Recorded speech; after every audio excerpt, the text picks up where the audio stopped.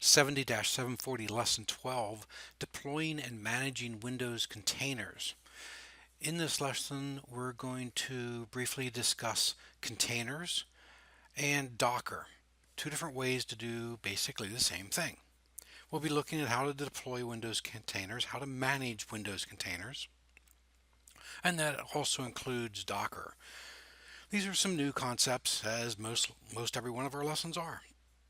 Now, before we get into the lesson, what I do want to do is I want to briefly mention the fact that this is technology that has changed drastically very quickly.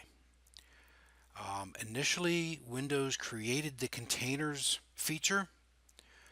Docker, however, is an open source product that's supported by many different platforms, and to all appearance, that's the way that everybody's moving.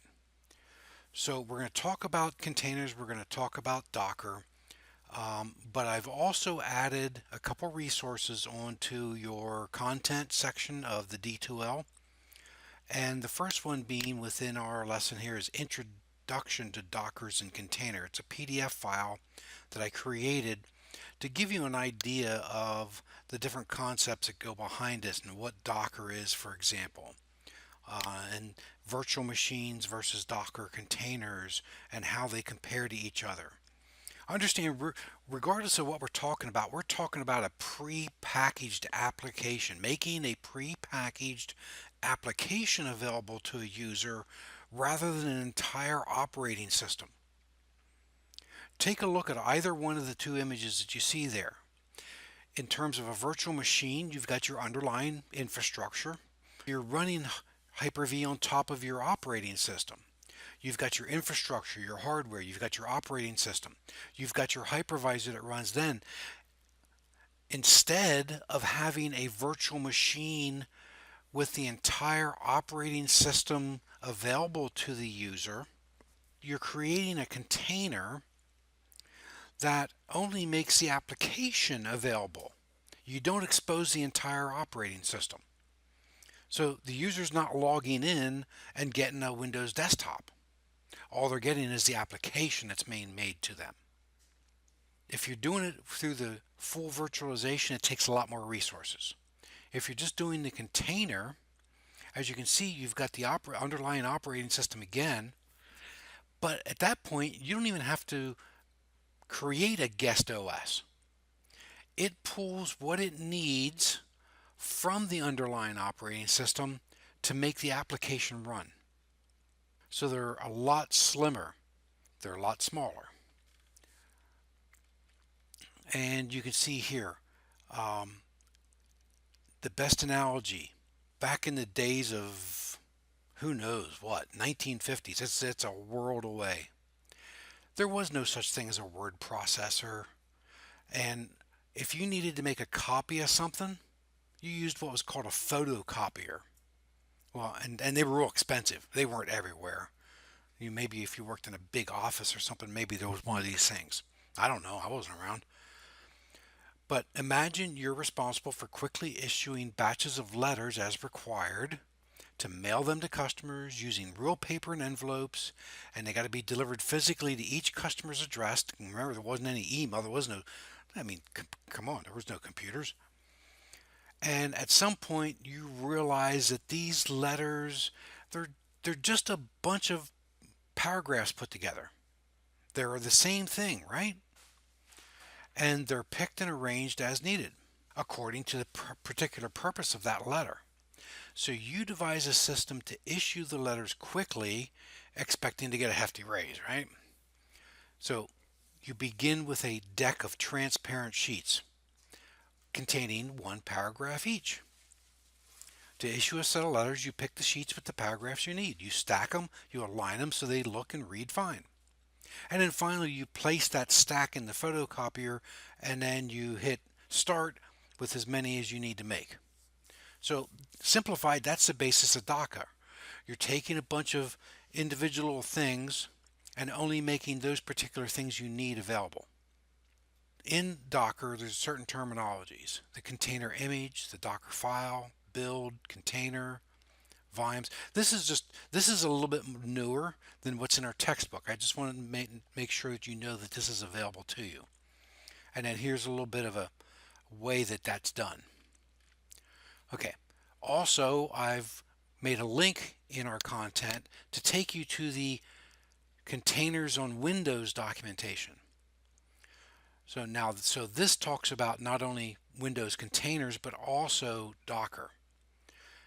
Troubleshooting, resources, getting started, setting up your environment. You look at the steps in here and it looks pretty relatively straightforward, and you may or may not. I've been trying to make the lab work for us, but because the change in technologies from the time that our textbook was written, which wasn't very long ago, the lab won't work. I've been trying to modify it and adapt it, and I've gotten certain components of it working, but not enough.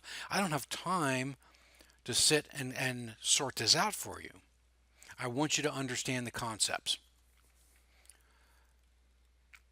There's a number of key terms, and you'll notice that some of those key terms you saw over here on the terms over here.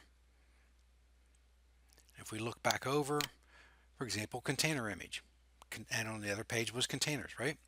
Okay, Windows Server 2016 introduced containers. They're lightweight virtual machines that can provide an isolated environment for applications, similar to a virtual machine running on a Hyper-V host. The container provides a separate operating environment for installed operations that does not affect the rest of the operating system, and the operating system does not affect the container. One container is typically used to run one application. Also, understand that containers are also referred to as container-based OS virtualization. From the container perspective, here's what we're looking at. There's two different ways to do it. You can run it on a physical server, or you can run it in Hyper-V. If you run it in a Hyper-V environment, you have to create a VM for each one of the applications that you're going to publish. If you're doing it on a physical host, you create what's called a container OS image, and then you build the applications that connect to that. You don't have to have a container OS image for each VM like you do here. We've got, just as you can see in that example there, Windows Server containers, Hyper-V containers. Windows Server containers, they share the OS kernel with the container host and all other containers that run on that host. Because it shares the OS kernel with the base container, it does not provide complete isolation of the containers. It is faster for startup though. Now, Hyper-V containers are more isolated in that each VM has its own guest OS. It provides a more isolated environment than the Windows Server containers, since they don't share the container image with the other Hyper-V containers. The terms that you need to be familiar with are container host, container OS image, sandbox, container repository. The container host, that's the physical or virtual computer that's configured with the Windows container feature. The container OS image, this is what provides the OS environment. A sandbox provides a layer that consists of all changes made to the container. And this can include the file system, registry modifications, software installations. And then you can either keep or discard those changes as you feel necessary. The container repository. This is the place that the container image and its dependencies, such as the library files, are stored. By using a container repository, you can reuse the image multiple times on a container host. So you can make that same application available to many, many different users. Each one sees their own instance of it. When you create a container image, you discard the changes to make sure the container stays pristine, or alternately, you can save those changes. You can also use the create container that inherits the container changes or converts the changes into a new container image. So when you use the create container, it inherits the container changes, or you can convert those changes into a new image. So one's an update, the other's a new. Now we use package management, and the term OneGet, these are interchangeable. Package management and OneGet are interchangeable. Same thing, but when we're installing it, we're talking about doing package management. It's used to discover and install software packages from the internet. And it does this from the PowerShell gallery, the PS gallery. If we take a look at that, we can see that this is right here. Welcome to the PowerShell gallery. There's 6,914 current unique packages available to download at this time. That could change while we're speaking. And for example, if you need to install package management, you can look. Here is the command to do that.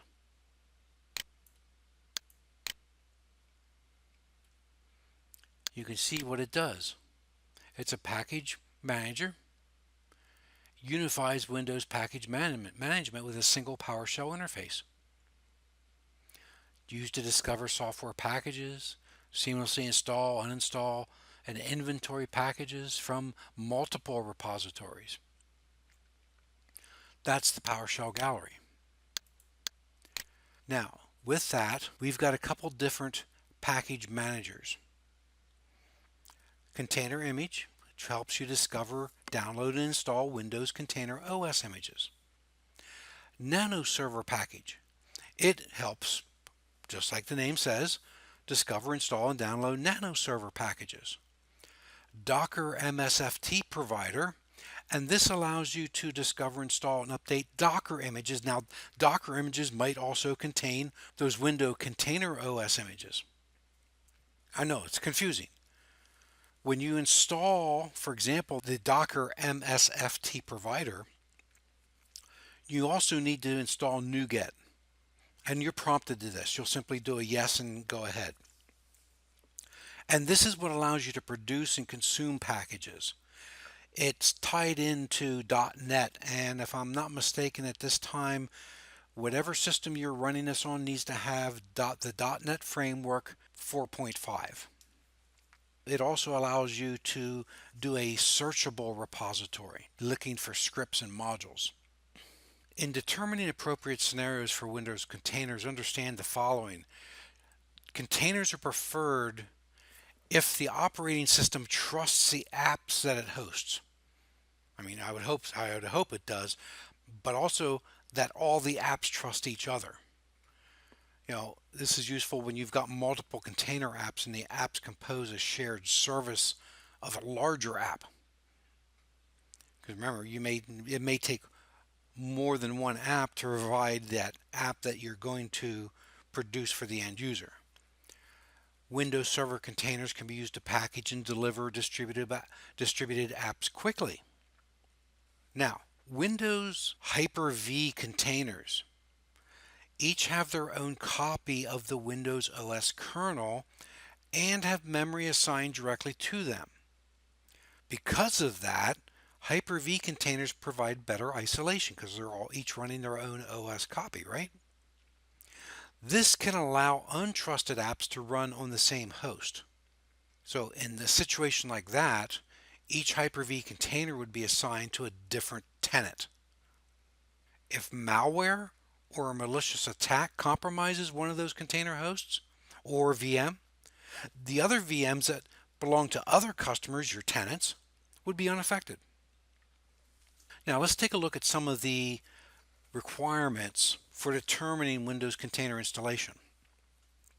It all goes back to planning, and especially with containers, it really does depend on planning. You need to make sure that what you're going to implement is going to work on your platform. The container role is only available on Windows Server 2016 and newer, both full In other words, with desktop experience and server core. It's available in Nano Server, and it's also available on Windows 10, and that's since build 10.565, and that's been around since 2016. So you should be fine if you've been updating your Windows 10 build and you're going to do this on Windows 10. If you want to use Hyper-V containers, obviously you need to install the Hyper-V role. The Windows Server container hosts must have the Windows OS installed to the C root. This doesn't apply if only Hyper-V containers will deploy. If you deploy a Windows container on a Hyper-V host that's hosting Hyper-V containers, you need to enable nested virtualization. Nested virtualization, we talked about that earlier and what the requirements for that are. But here are some requirements from the actual operating system that's needed. Here's a table of containers that run on host operating systems. If you're running Windows Server with desktop experience, you can run a server core image or a nano server image in that Windows Server container.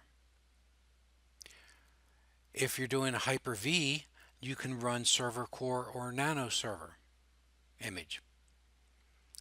If your host OS is Windows Server Core for a Windows Server container, same thing, and Hyper-V, same thing. You'll notice regardless of the host OS, if you're doing Hyper-V, the container images are the same. If you are running Nano Server, you can only run Windows Server Container for Nano Server. If you're doing Windows 10, you can't do a Windows Server Container. You have to do Hyper-V. So here are some steps to go to build that Windows Server Container host. Some of these steps may work, some of them may not work. Like I said, a lot of these steps have changed. Some of the instructions have changed, so I'm not even going to go through that. What you do want to do is make sure that you're doing your practice for the test. Make sure you're doing your practice questions. Remember, every test we've got practice questions. Always do those. Now, that's containers. Installing Docker.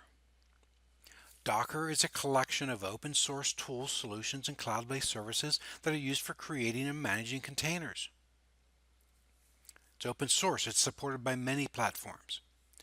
A Docker container is a software wrapped in a complete file system that includes everything it needs to run. Each Docker container, you'll notice they still use the term container right here, right? Each Docker container runs as an isolated process in the user space on the host OS. Microsoft is one of the founding members of this industry standard.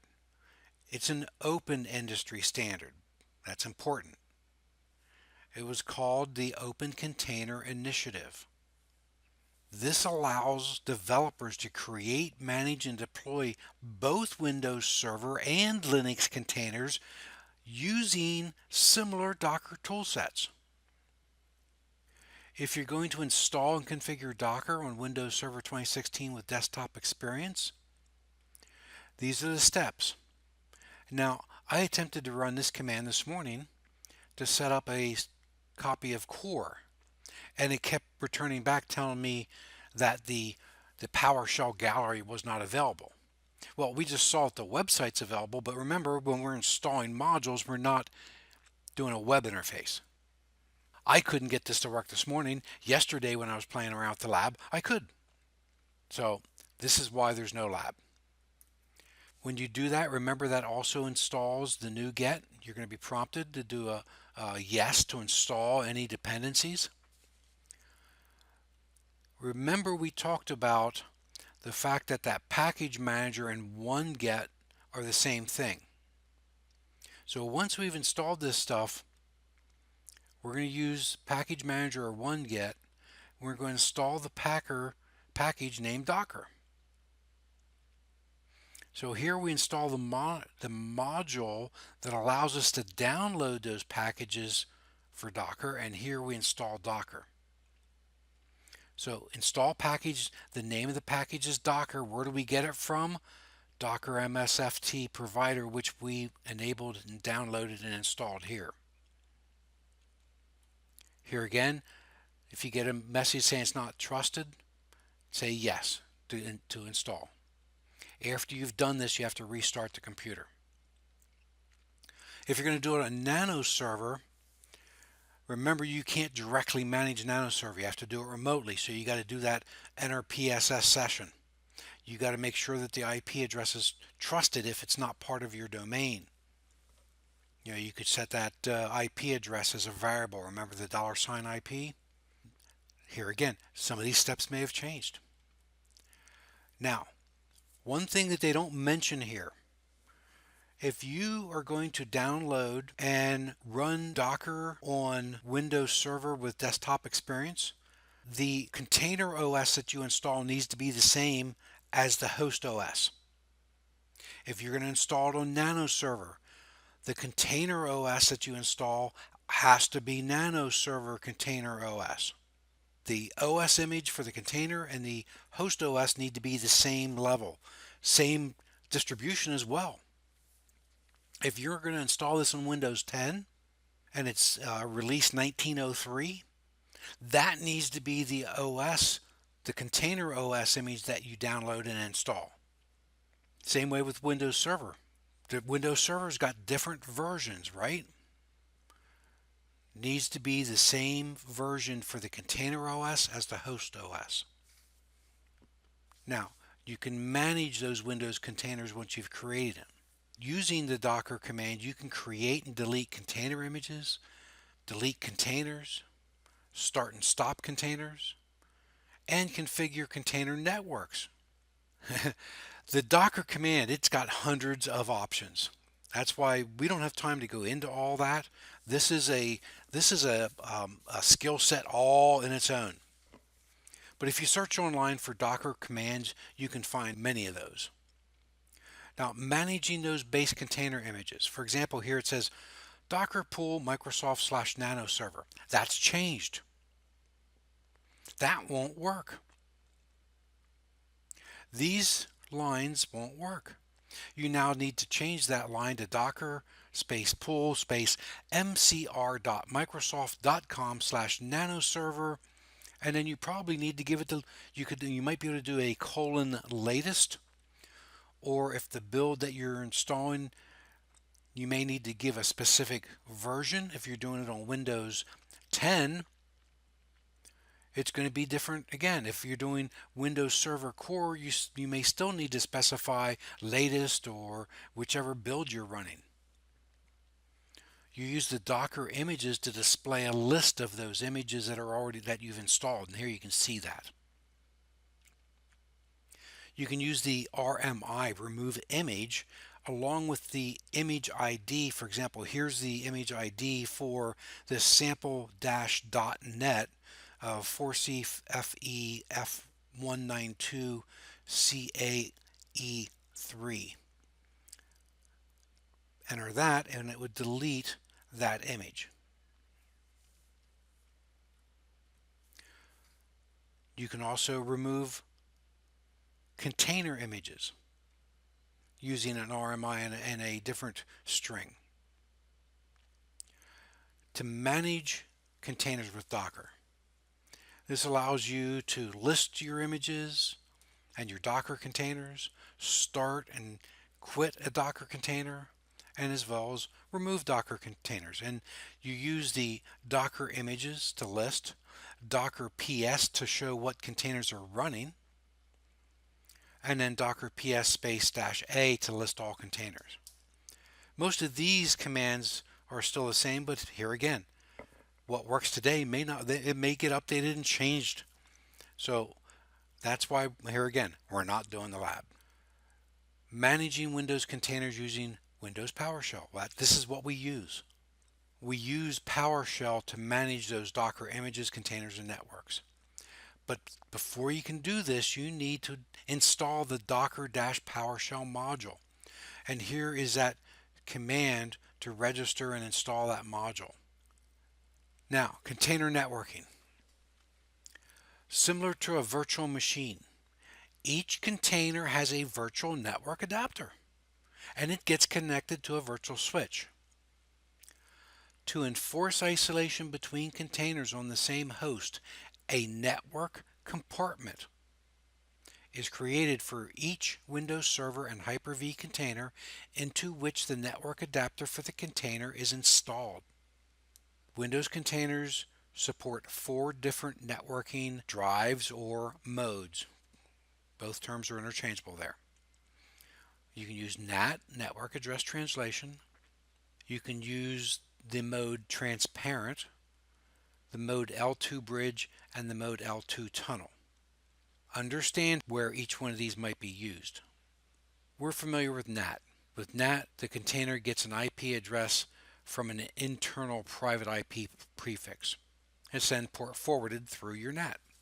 Transparent, the endpoint is connected directly to the physical network. It can get an IP address from our DHCP server, or it could be a static assigned IP address. Using L2 Bridge, each container endpoint is in the same IP subnet as the container host. The IP addresses must be statically assigned. With an L2 tunnel, that's layer 2 tunnel, it's used with private and public cloud deployments, most specifically with the Microsoft Cloud Stack. If you want to know what your current network connection is, you use the get-container network command. Now, there are container data volumes. Remember that containers are meant to run a specific application or applications. But when using containers, it's better not to use the storage on the container and instead use data volumes to keep data on the container host. Data volumes are stored in the location C:\program data/docker/volumes. And here you can see the commands to create a data volume and then view those contents. Now, when it's mounted, it will show, what's this SYMLINKD? It's a symbolic link. It's a pointer. Now, managing resource control. Since containers running are similar to running a VM in a virtual environment, you also need to be able to monitor the performance of those containers and also the host that they're running on. So if you want to see what containers are running, you can use the docker space ps command. And you can view the specific processes on a specific container by using docker top and then the container ID number. When you want to run a container, you use docker run and then the container name, right? Well, you can specify individual settings for how that runs. You can use the -- memory equals. If you're familiar with Linux and how you run various commands on Linux, these are very similar. This is very, very similar to the way you do things on Linux. You can use the -- memory -swap equals quote unquote with the number. And each one of these will configure that particular option for how that container runs and what constraints it runs within. And here you can see that docker run space -name space web space -it space -memory, and then we specify 1024 M or 1 gigabyte of memory space, and what will be running it? A copy of our container OS of Windows Server Core. How do we go about creating new container images using Dockerfile? Dockerfile, it's a text document and contains all the commands a user could call to assemble an image. It can be used to automate the creation of container images, and this allows it to be performed in rapid and precise recreations of container images. So here's an example of that, what that Docker file might look like. Once you've got that, you would use the Docker build command, and it consumes a Docker file and triggers the image creation process. So to run that, you would use docker space build space c:/docker files space -g space iis. And that would run this Docker file to create a web server and run a specific thing.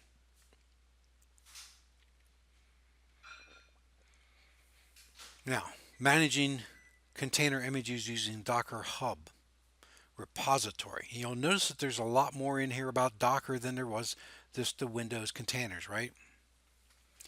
Docker Hub, it's cloud-based. It's a public registry service that's used for building and shipping applications and containers. It allows us to have centralized resources for container image discovery, distribution, change management, and workflow automation. These repos allow you to build and save your container images on the cloud so that you can access them from anywhere that has an internet connection.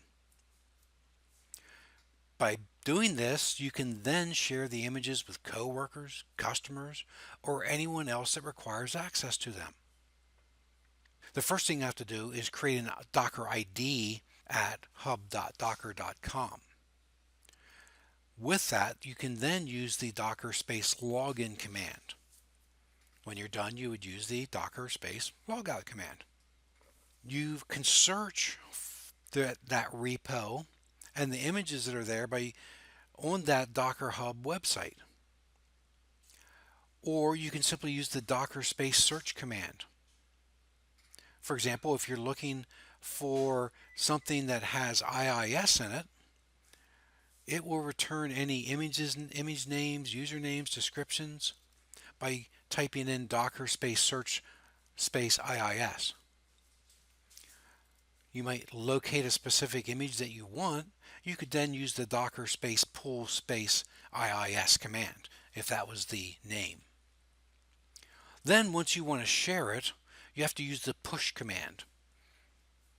Docker space push space docker space ID/image space the name.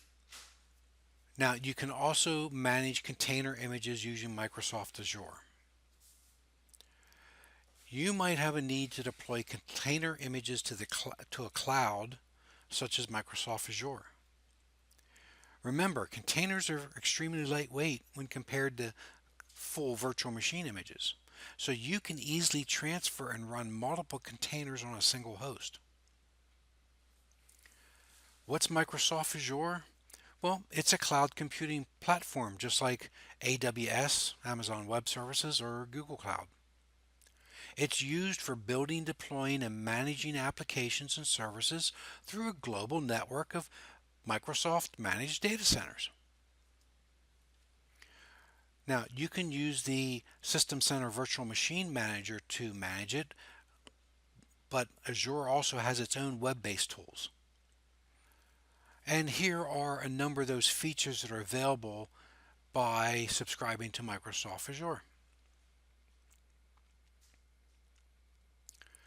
So in this lesson, we talked about the differences between containers and Docker and how many of those terms that they use are interchangeable, but they work different ways. The fact that Microsoft Windows introduced containers while Docker is a collection of open source tools. Make sure you understand all the different points of this. Additionally, I'd like to hit a couple questions just so that you understand the various concepts. And one might be, if you saw the question, which of the following has a simulated environment that's based on an operating system instance running on the container host? A simulated environment based on an OS instance running on a container host, that would be a container. If we were to look and say, a question such as which of the following is derived from the container OS image and application/data and is stored in a repository, Well, that's a container image. If we see a question such as a multiple choice, and the question being which of the following are two types of containers available in Windows Server 2016, remember what are the two different ways that you can do containers in Windows 2016. You can do it through a Windows Server container or a Hyper-V container. That was one of the first things we talked about. What about a question such as which type of container shares the OS kernel with the container host and all other containers that run on the host? Remember that one? That's the Windows Server container. Now, in Windows Server 2016 containers, which of the following provides a layer that consists of all changes made to the container? Where did we have that? We had that we had that note, and we talked about that you can see all those changes and you can either save them or discard them. Right, that was the sandbox. Now, which of the following is a package manager for containers that's used to discover and install software packages over the internet? Remember, it had two different names? Only one of those two names is listed here. The one name that's not is package management. It's also referred to as OneGet. Your answer, of course, then would be OneGet. Which is a collection of open source tools, solutions, and cloud-based services that's used for creating and managing containers? Well, if it's open source, it's Docker. Docker is our open source option. Now, which of the following runs as an isolated process in the user space on the host OS? That's a Docker container. It's a software wrapped in a complete file system. It includes everything it needs to run. It runs in an isolated process in the user space on the host OS. Now, more about Docker.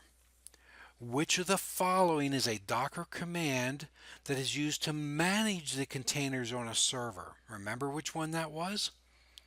Does many different things. You remember it had hundreds of options? Yeah, Docker. Docker is your answer to that.